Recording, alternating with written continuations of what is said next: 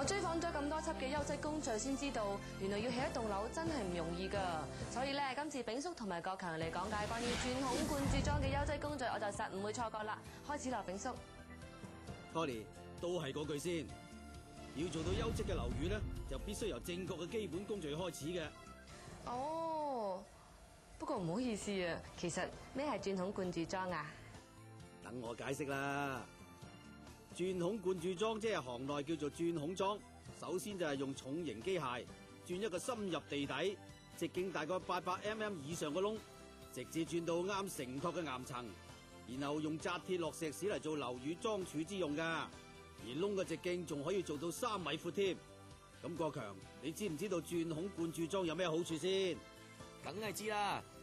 第一咧就係承托力夠強。第二咧，如果地盤嘅地質係比較多散石同埋岩石層面比較高嘅時候咧，用鑽孔灌注樁比起其他同類型嘅樁柱，建造費就梗係會平啲，同埋環保好多啦。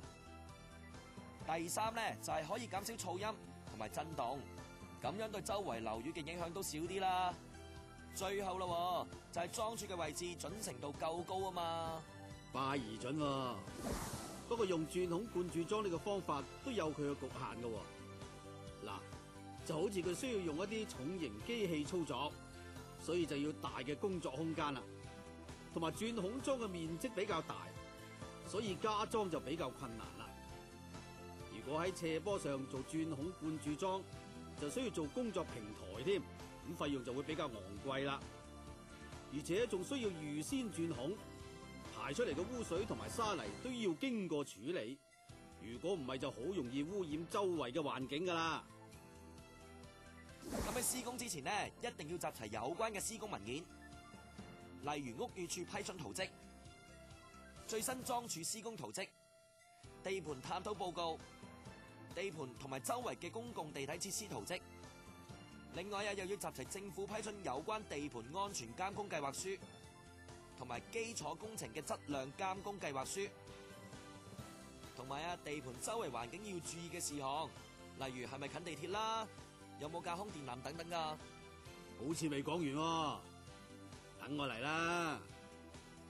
仲要集齊工程師批准嘅施工章程、政府條例、地盤測量報告、地盤監測站記錄，同埋要做好鄰近建築物以及設施嘅現況測量報告。